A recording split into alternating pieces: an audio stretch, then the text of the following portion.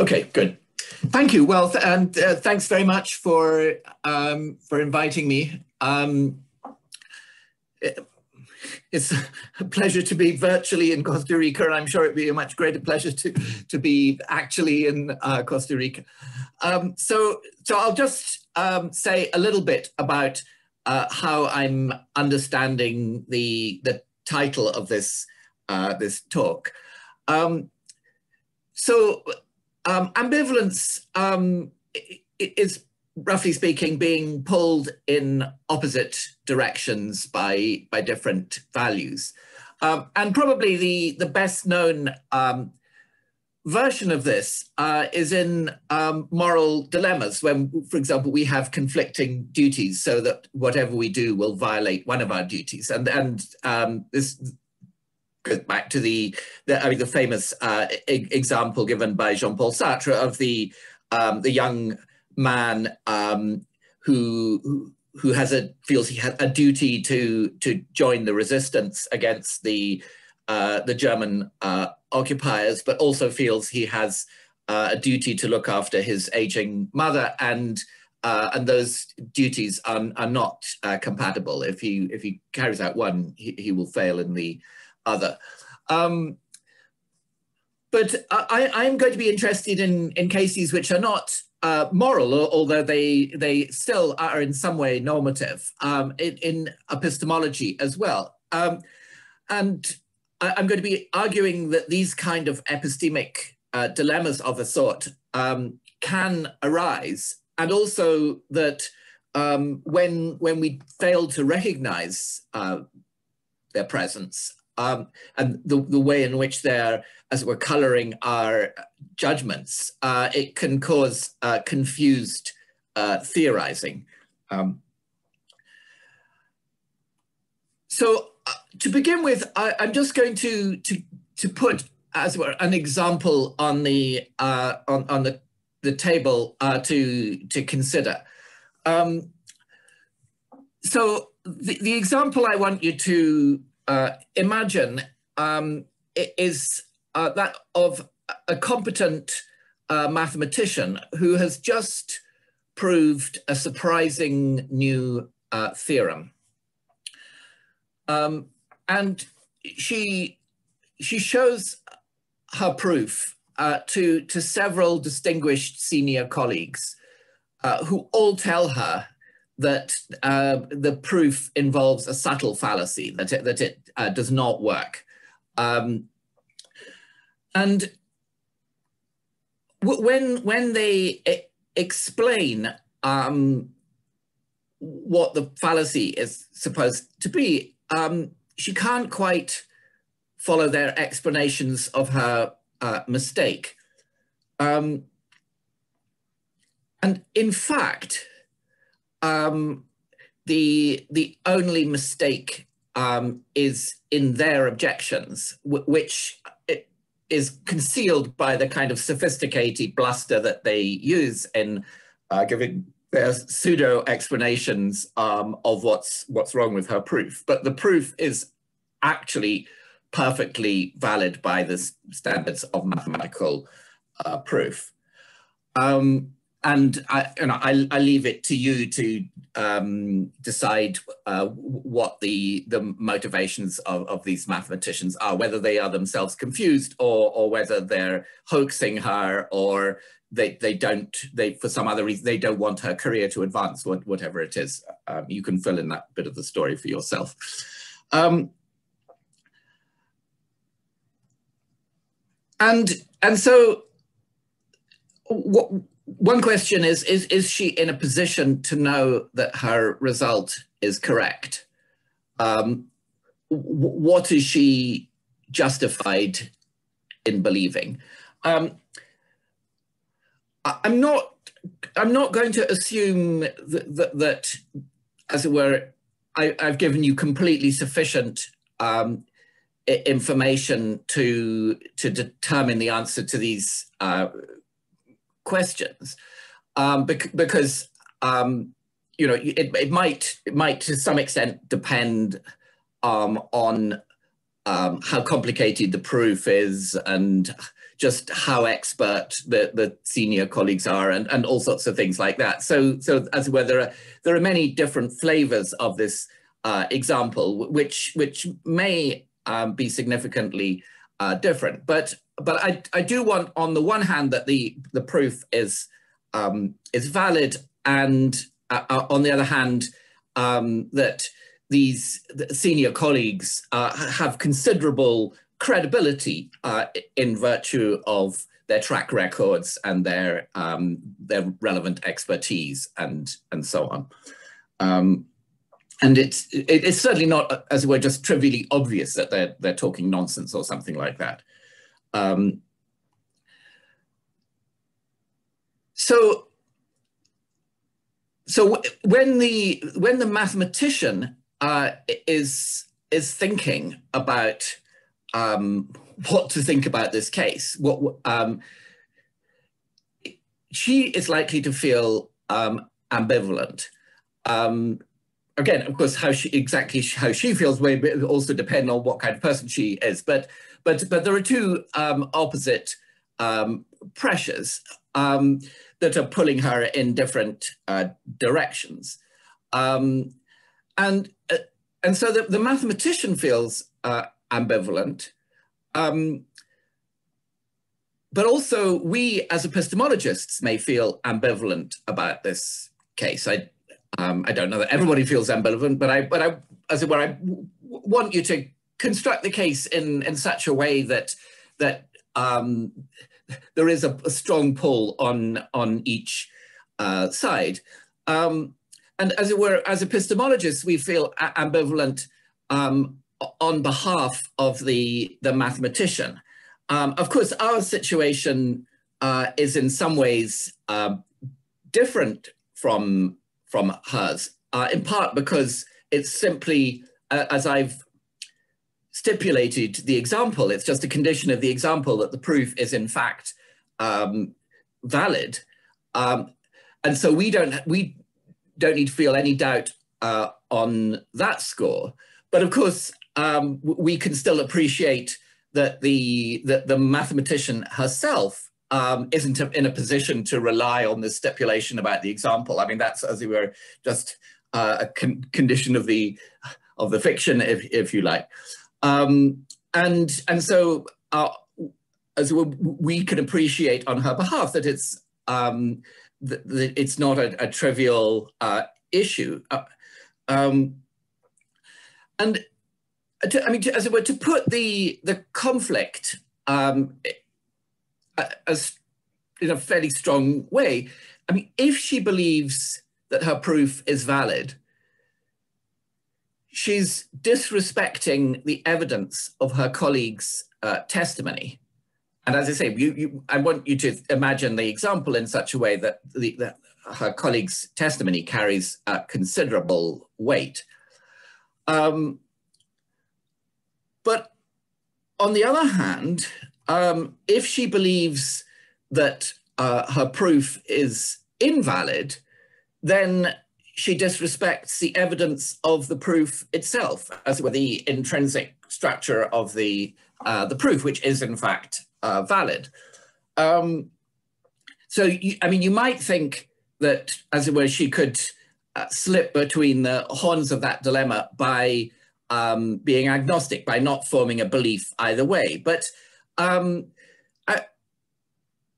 as I'm setting up the example, I want it to be a case where if she has no belief, she somewhat disrespects both kinds of evidence. She somewhat disrespects the evidence of her colleagues' testimony, but she also somewhat disrespects the evidence of the proof itself, as it were, because the colleague's testimony demands that she believe that the proof is invalid, and the proof itself, as it were, demands that she believe that it's valid, putting it crudely. And so I mean, agnosticism, having no belief about the matter, is not an easy or safe option in a case like this.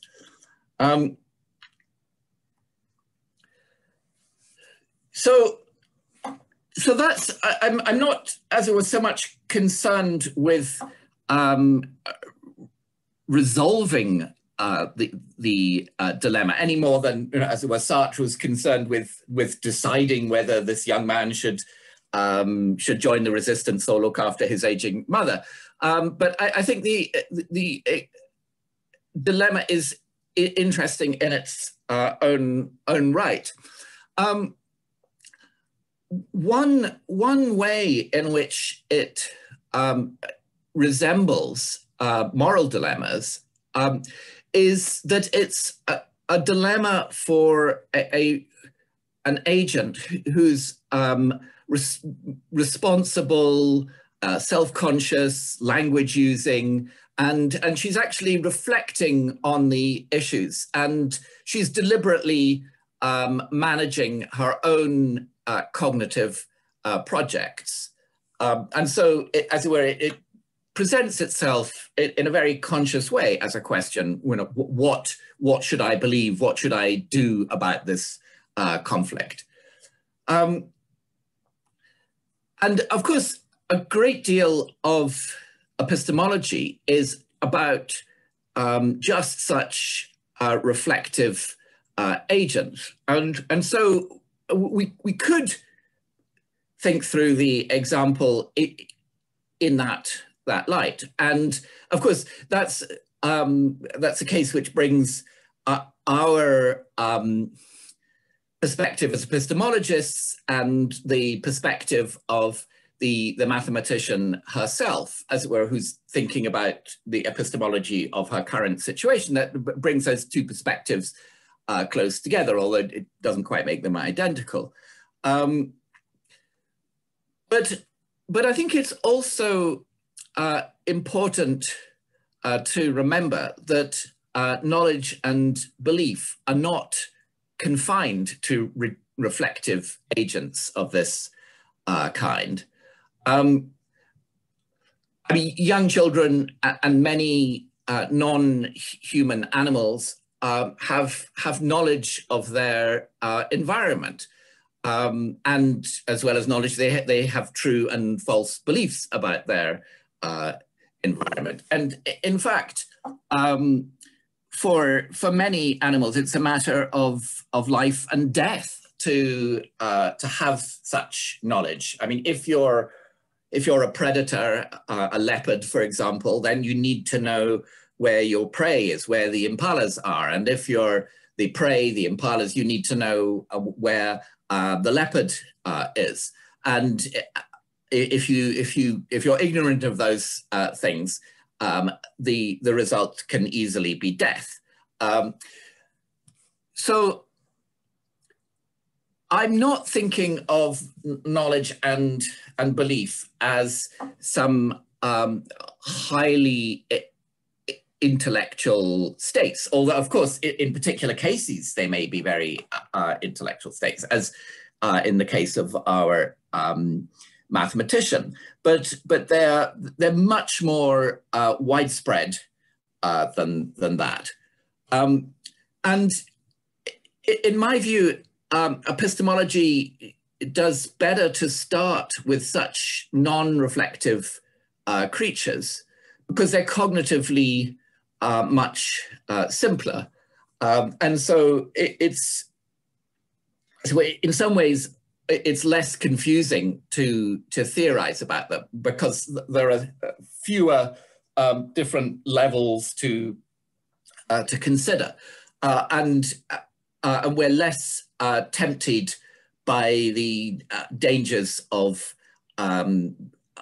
over-intellectualization and of, as it were, treating every knowing subject as if they were some kind of proto-philosopher and judging them by the kind of dialectical standards that we might apply to a piece of philosophy rather than a piece of just very ordinary knowledge or belief about one's environment.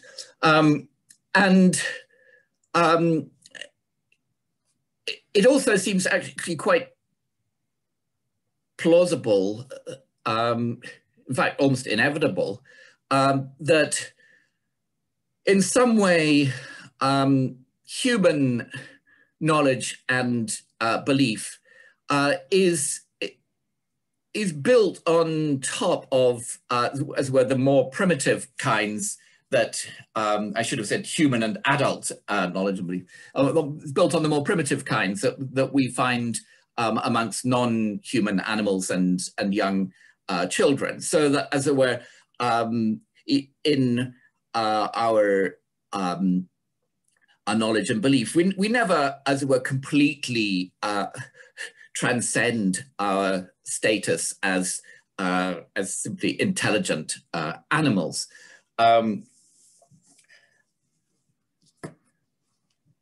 And I mean, perhaps the most obvious examples of that involve perceptual knowledge, where our perceptual apparatus is in many ways extremely similar to that of other species, although of course the specific perceptual judgments that we make will be different.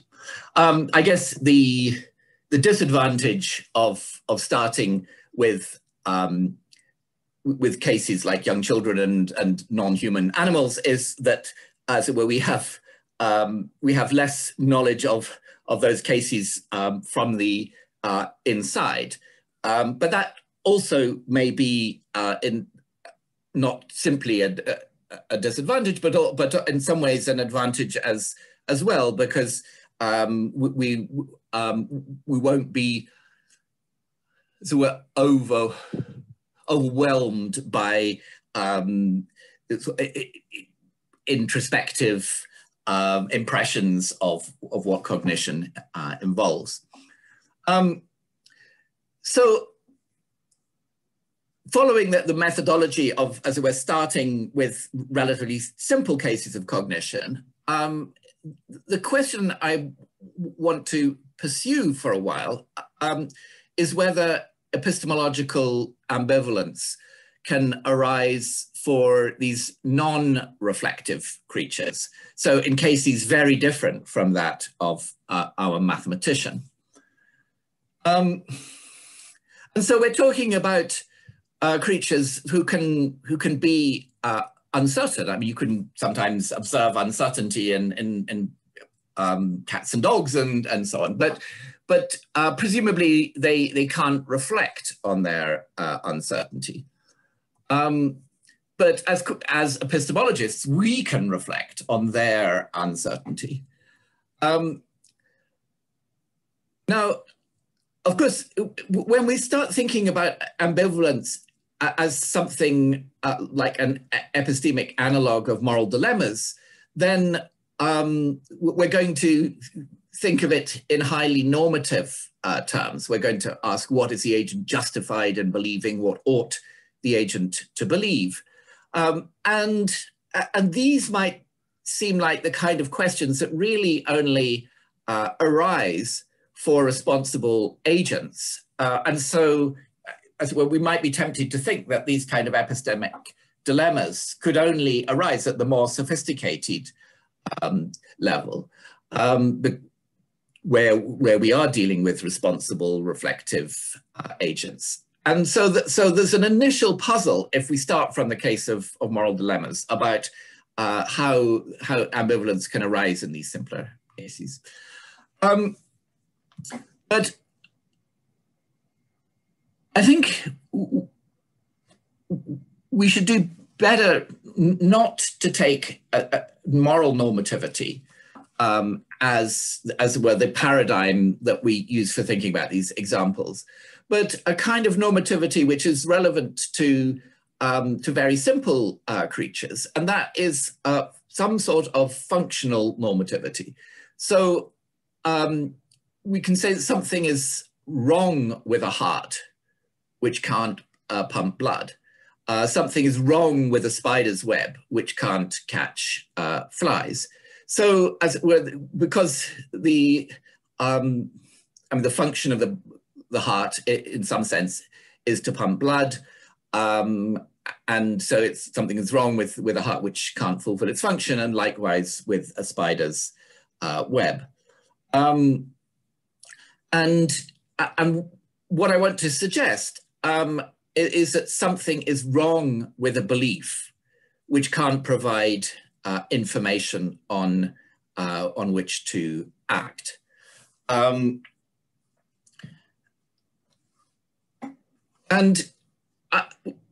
Because in some sense, it seems like the function of a belief is to provide such information.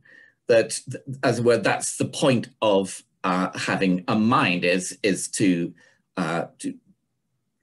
go in for intelligent action, which takes it into account the changing and complex environment that you're in.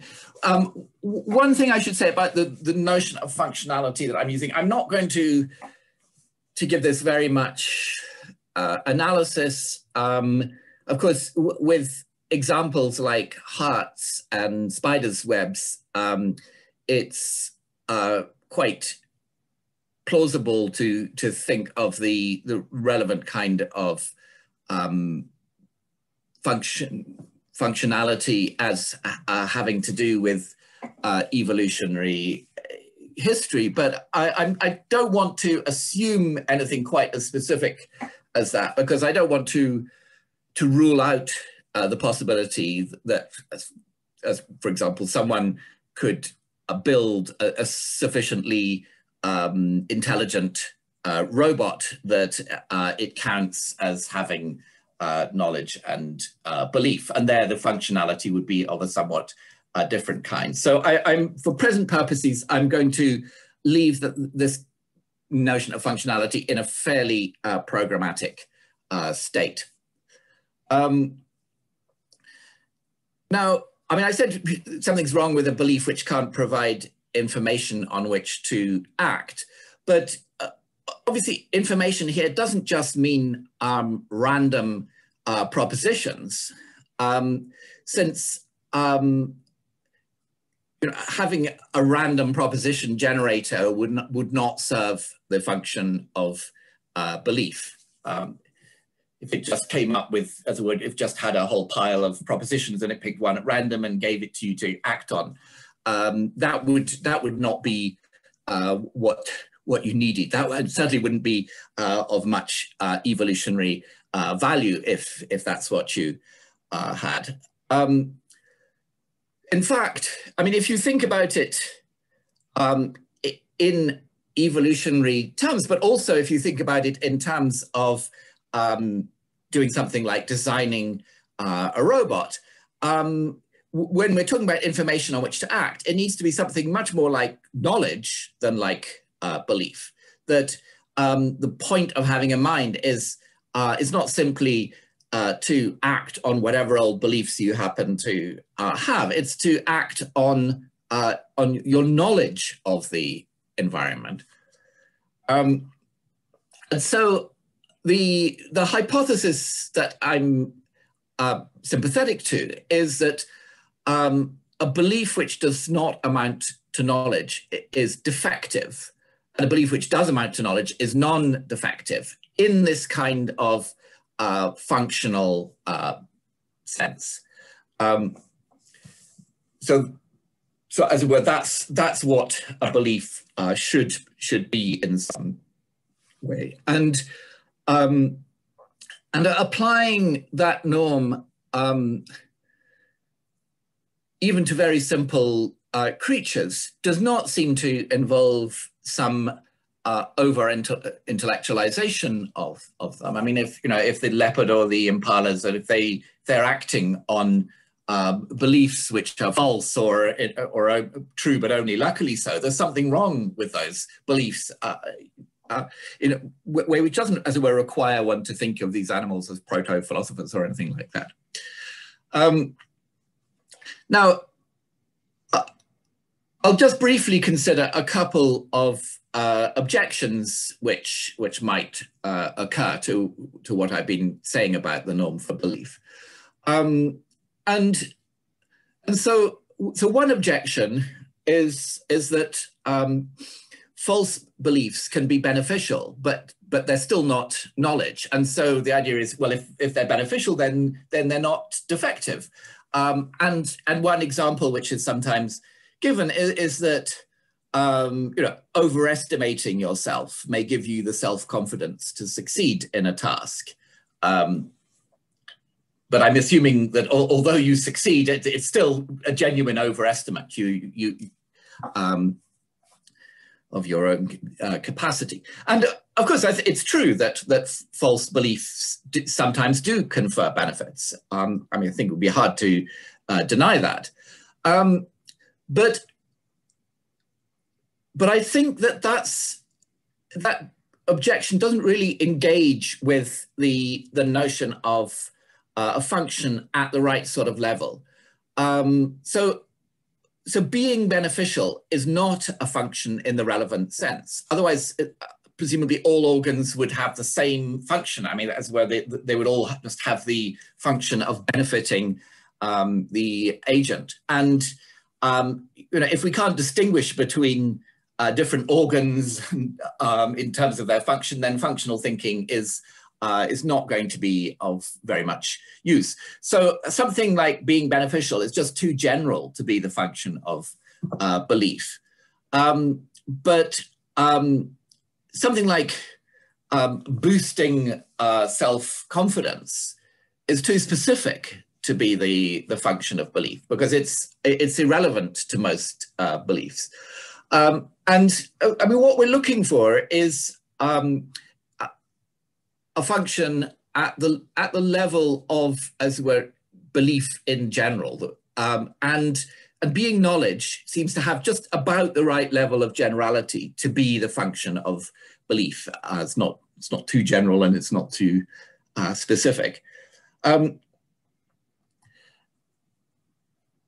So another kind of objection which you might make to the knowledge norm for belief is that that knowledge which you never act on is not beneficial at all.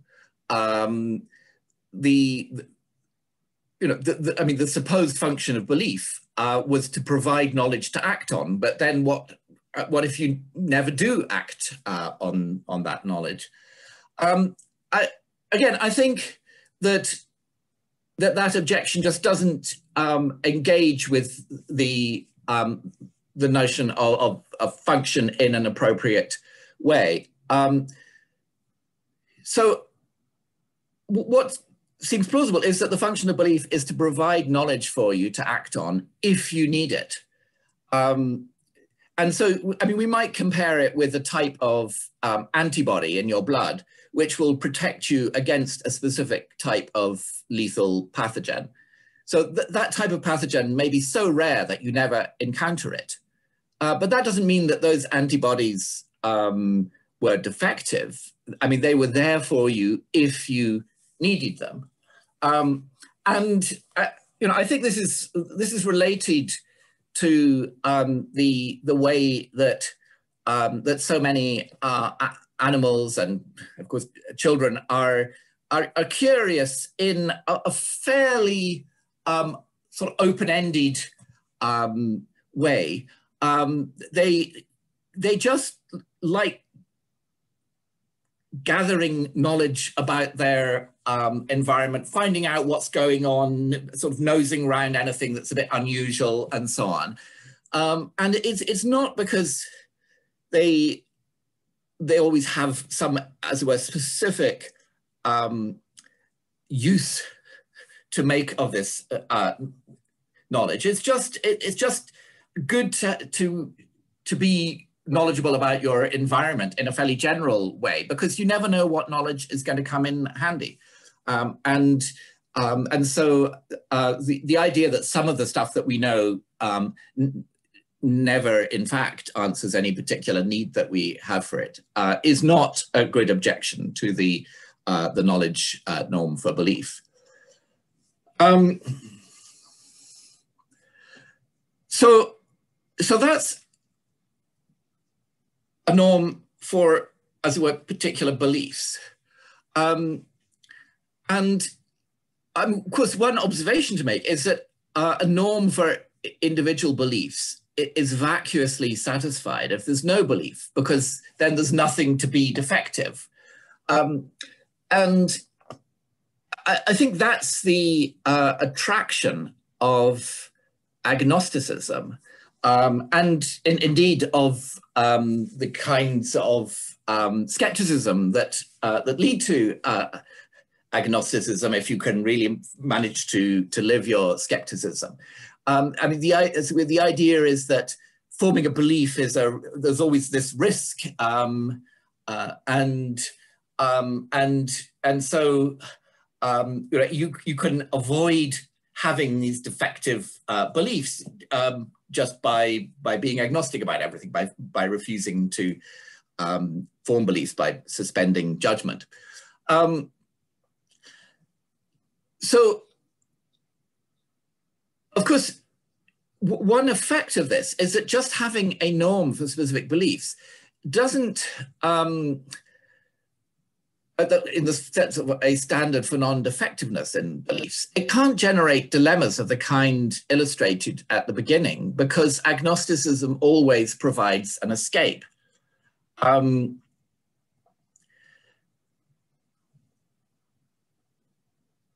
But of course, if we think again in functional terms, if the function of belief is to provide knowledge to act on, then there's something wrong with agnosticism, since it provides nothing to act on. But the defect is not with any particular belief, since by hypothesis, well, it's a way, if just oversimplifying it, if we assume that there are no beliefs, then there's nothing to be defective. I mean, of course, it's not really humanly possible not under normal conditions. If you're not in a coma or something, it's not humanly possible not to have some beliefs, probably. But so it seems that the problem with, as it were, agnosticism and not forming beliefs is it's not a defect in any particular belief. It's a defect in the belief-forming system as a whole. And so what we have is a contrast between global norms, which are applicable to the whole belief-forming system, as well as local norms, which are applicable to individual beliefs. And so, in particular, at the level of a global norm, a non-defective belief system is organized to provide plenty of knowledge. Whereas an over-skeptical belief system provides too little knowledge. And as I say, that's the problem with skepticism. It's not, you avoid having defective beliefs, but you do it at the cost of having a defective belief system, a non-functional belief system. Of course, you can also have an over-credulous belief system, which provides too much belief, which is not knowledge, and may be false. So one way of understanding what's going on in the original case of the mathematician, of understanding the ambivalence, is as a resulting from a conflict between local and global norms. So at the local level, the valid proof is decisive. In that sense, she can know that her result is correct. Again, there's more than one way of constructing the example. So, but at least for a large class of cases, this will hold. So, as it were, she's got absolutely decisive evidence for the theorem. But at the global level, a more reliable methodology allows the opinions of several experts to outweigh individual judgment. And there will certainly be cases where a sensible, if you like, strategy cognitively will be to let the opinion of experts, as well, when they're sufficiently when they've got a sufficiently good track record, etc., to let that outweigh your individual judgment, and so one way of thinking of the case is that if the mathematician ignores the accredited experts and believes her results to be correct, her belief may indeed be knowledge, and so in that sense non-defective, but it may also indicate something globally wrong with her belief system. This is similar to some cases that Maria Lasonen-Arnio has been discussing in relation to her critique of the very popular epistemological idea of defeat, which she's arguing, I think, with considerable plausibility that it's actually based on a misunderstanding of what's going on in these cases. So, as it were, you can have cases of lucky knowledge where, as it were, you back a particular form case, I mean, of evidence, with this proof, and you may get knowledge from that, but it may also be a manifestation of a disposition which in the long run is likely to lead you into a lot of trouble. A disposition, as it were, which is overall dysfunctional for the cognitive system, but may nevertheless produce occasional rewards. There are also cases of the converse, where a globally non-defective belief system produces locally defective beliefs. And these are in a way more familiar. So the typical examples are skeptical scenarios. So for example, an illusion that something is an orange in the bowl, and in fact it's not an orange, it's just a wax replica of an orange. And I mean, let's assume that it's an excellent replica. So, and you're not actually trying to eat it, you're just looking at it. So if you resisted forming the belief that it's a genuine orange, your belief system would be defective by being over skeptical, because the price of that level of skepticism is that you'll resist forming a belief in the 99% of cases where it actually is a genuine orange there, and in all sorts of similar cases.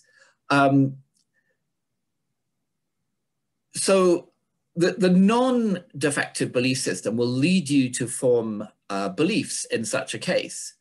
But nevertheless, the individual belief that it's an orange is defective because it's false, and so not knowledge. It's not, as it were, serving the function of belief.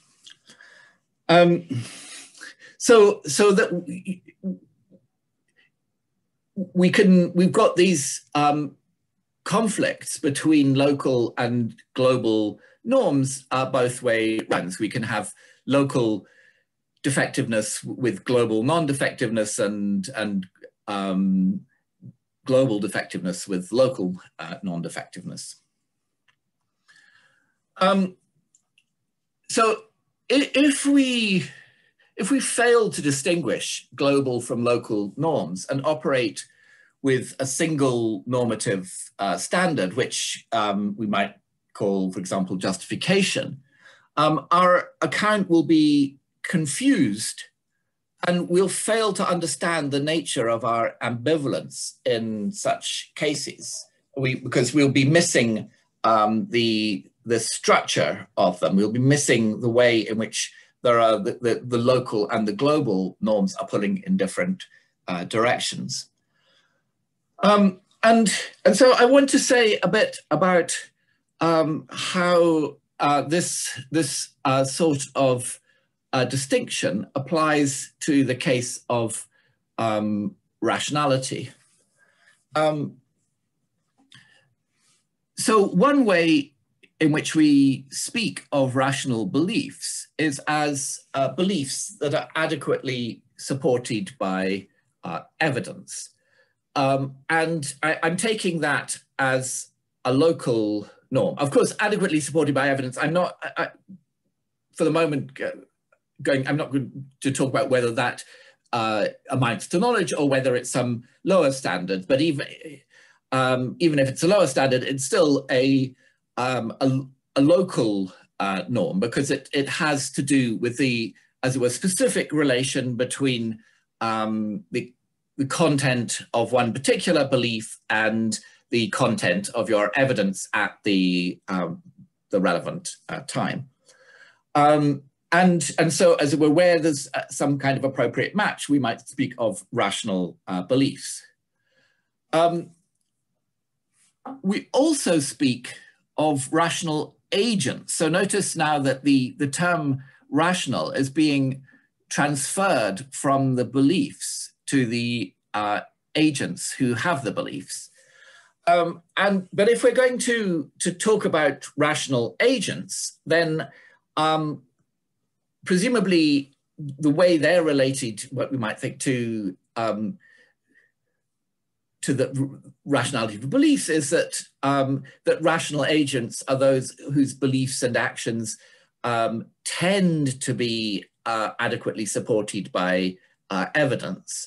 As where they have some kind of disposition that way, although the disposition might be frustrated in difficult, abnormal conditions. And so the rationality of the agents is something at the level of a global norm. It has to do with their whole belief system, the system for forming beliefs, not simply with a particular belief at a particular time. Now, the really confusing thing is that once we've got a notion of a rational agent, we can use that notion to go back to the local level again, and to speak of rational beliefs and indeed rational actions as beliefs and actions which a rational agent would or might have or do in the circumstances. So that's a local application of the global norm. And so we're back to speaking of rational beliefs, but via this kind of digression through the rationality of the agents. And I think it's very observable in a lot of epistemology, maybe decision theory too, that we fail to distinguish these two senses of rational beliefs and rational actions, and so treat them as equivalent. And so for example, you sometimes see in the same writer, even the same paper, that sometimes they're talking about rational beliefs as the one appropriately supported by evidence. But sometimes when they're talking about rational beliefs, they're saying that something is a rational belief because, after all, that's exactly what a rational person would believe in those circumstances, which is an appeal to the second notion of rational belief, the one that's defined in terms of a rational agent. Now, you might think that because the notion of a rational agent was in turn defined as one who, as it were, with a disposition to have rational beliefs and perform rational actions, that these two notions of rational belief and of rational actions, that they couldn't come apart. But that's a mistake. They can. They're not equivalent. And one way they can fail to be equivalent is if there can be illusions of evidence, for example, in skeptical scenarios, then a rational agent might have a belief or do an action which seems to be supported by evidence, but in fact is not. So let's just, for a moment, let's just suppose that there can be illusions of evidence. I'll say something about why that's likely to be the case in a minute. But if we're in a situation like that, then we can have a belief which is in fact not supported by the evidence, but which, and therefore which is not rational in the first sense, but it's nevertheless, it seems to be supported by the evidence because there's an illusion of evidence. And so it's a kind of belief that a rational agent would have in those circumstances, because a rational agent in those circumstances would be taken in by the illusion of evidence, and so would form a belief that was in fact not adequately based on the evidence. And so, I mean, if for example, it might be that in the little skeptical scenario that I mentioned before, that the agent has the illusion of having as evidence that the fact that there's an orange in the bowl, which they might then use as evidence for other propositions, such as that somebody had recently bought some oranges or something like that. But given that evidence has to be true, it would in fact not be a piece of their evidence. Now, I think one of the ways in which this confusion about rationality has, as it were, distorted epistemological thinking is by making people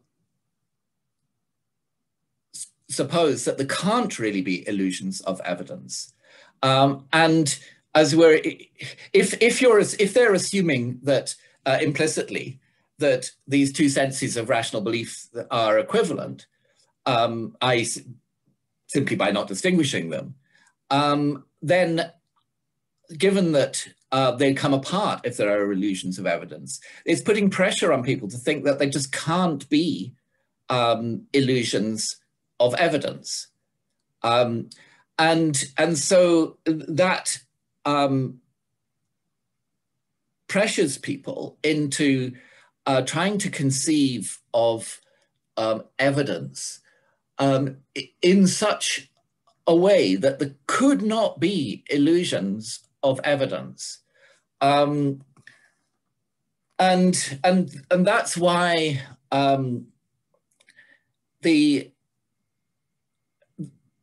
there's so much attraction to the idea, for example, that your evidence just consists in how things seem to you, or something like that, because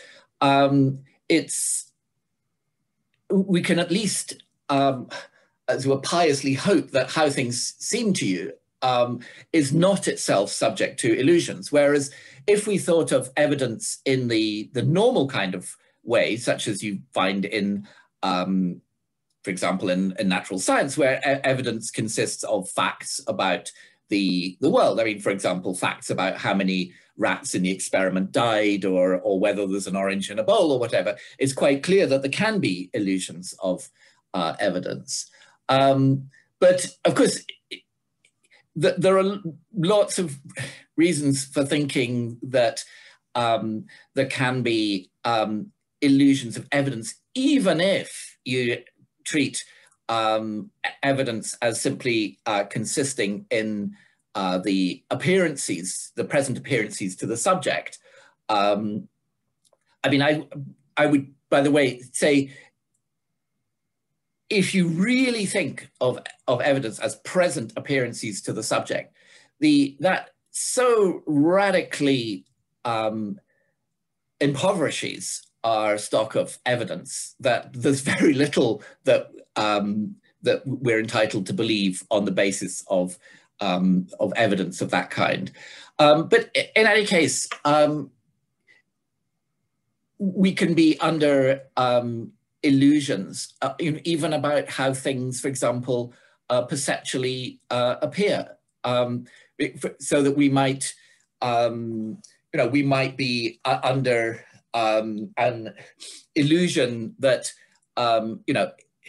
it perceptually, for example, that let's say that the right and the left halves of some visual scenario that we were perceiving, that they were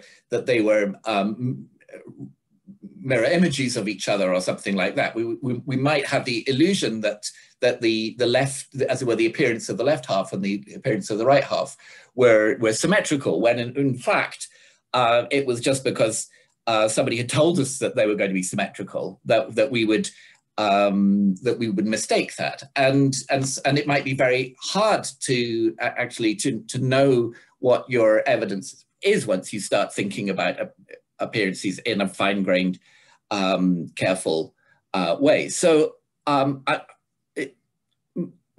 view is that really, whatever evidence is, there can, in principle, be illusions of evidence, and so those will pull apart these two different senses of rational belief and rational action, and so they, as it were, no kind of strange theory of evidence will fix this problem. It's rather that we're simply dealing with two different notions of a rational belief and a rational action, which are related in the kind of way that I've explained. And the key is just not to confuse them. And once we do that, we're not pressuring ourselves into having some kind of fanciful conception of evidence that doesn't really work. So I'm just adding here that in Knowledge and Its Limits, I gave a specific argument that there can always be illusions of evidence. That has to do with the anti-luminosity considerations there. I'm not going to go through those in detail today. So the conclusion that I'm coming to is that that we need to have a distinction between local and global norms. Local norms such as a knowledge norm for belief and a global norm for a whole cognitive system, which will, as it were, include cognitive policies, which sometimes result in false beliefs. I think what one form of epistemological ambivalence comes from tensions between the local and global norms. And if we're not aware of this possibility of tension, then we're risking confusion in epistemology. For example, in the sort of way that I illustrated, where by failing to distinguish between two conceptions of rational belief and rational action, we put pressure on ourselves to think of evidence in a sort of hopeless way, such that there just cannot be any illusions of evidence, whereas in fact evidence, like anything else, it is subject occasionally to illusions. And so the kind of ambivalence that I've been talking about is something that we need to be on the lookout for in epistemology, so that we can recognize it for what it is and not allow it to trick us into going down dead ends in epistemology. And thank you very much.